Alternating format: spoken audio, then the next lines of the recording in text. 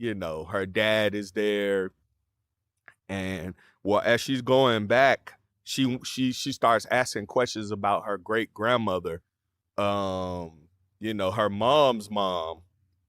And based on the history, I believe something was off with her great grandmother and it or her grandmother, and it drove her mother to leave the same way.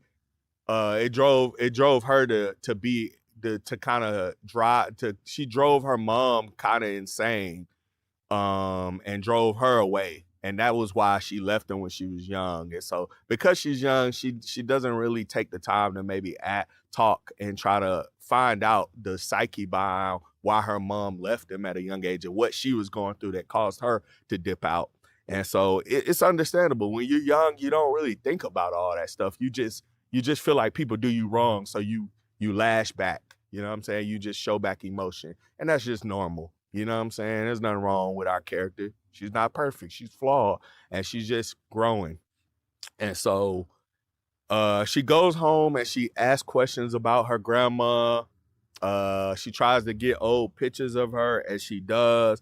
And that's when she realizes the person that she been seeing is her grandma in this premonition.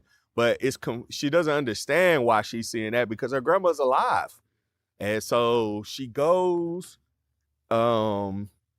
she digs deeper, and then she goes to see her grandma. She drives way out to find her grandma out somewhere long and lost in this cabin out in the middle of the woods.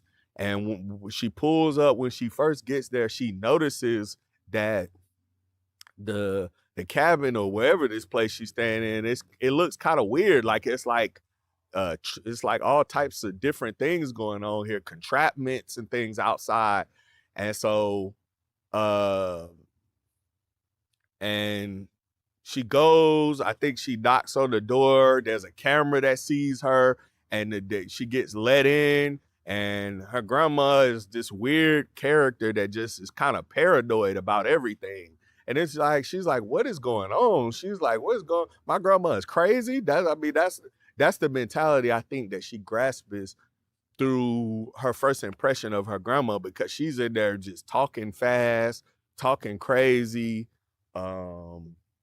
She's like, what are you doing here? Why are you here? I've been evading it for years. I've been doing good. And she's like, what the heck? She's like, hey, I need your help. Like, what's going on here? And then, she has the talk with her about the dream. And she tells her that same dream, it explains to her kind of briefly what's going on.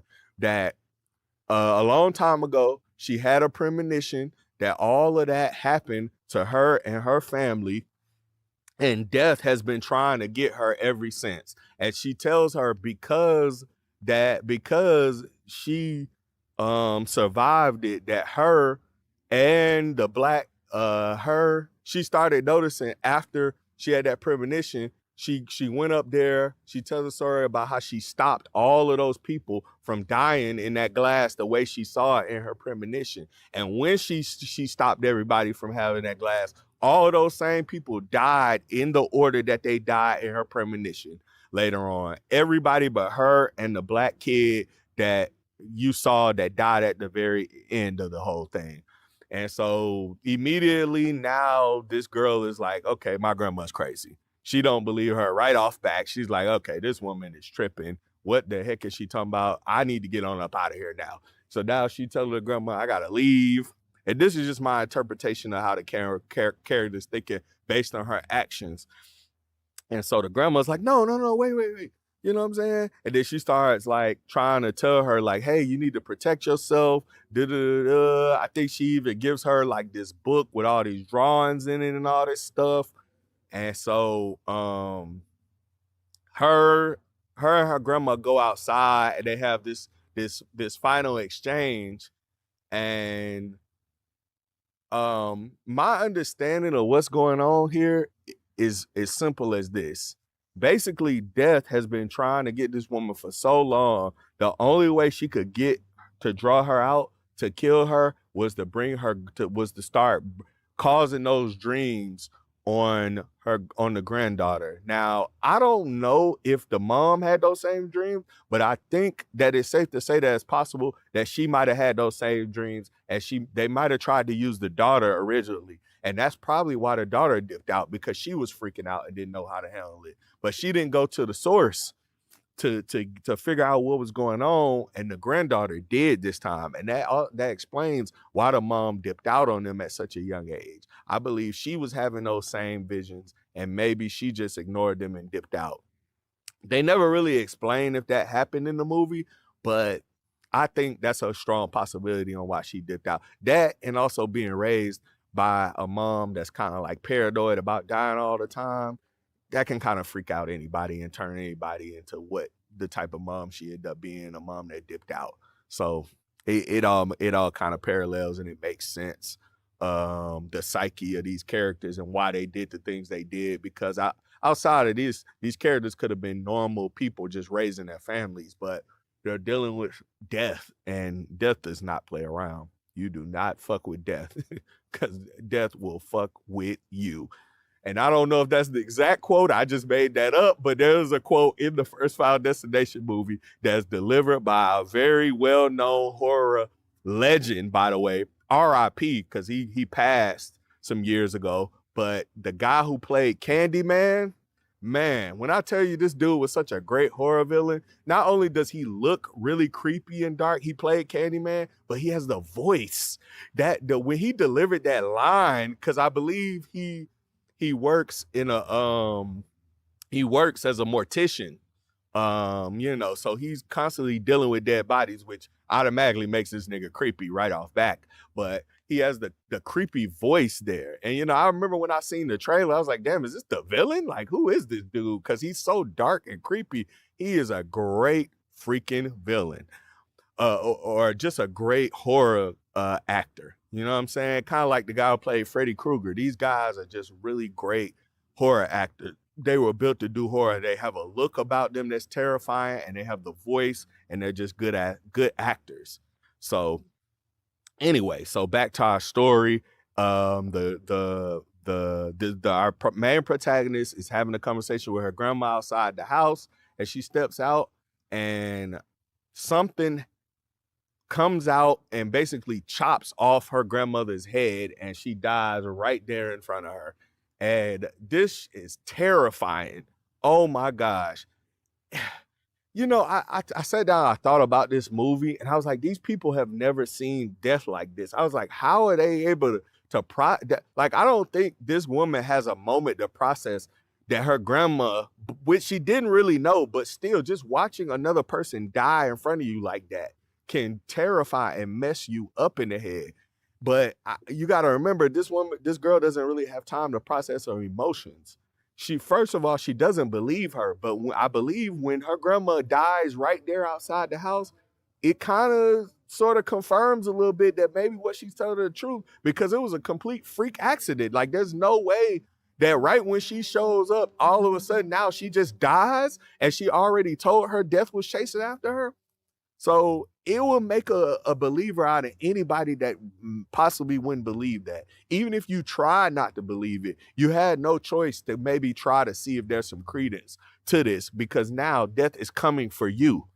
And that's a very, very dangerous thing to be dealing with when death is coming for your ass.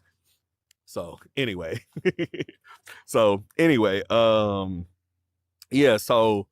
our main protagonist, she gets out of there.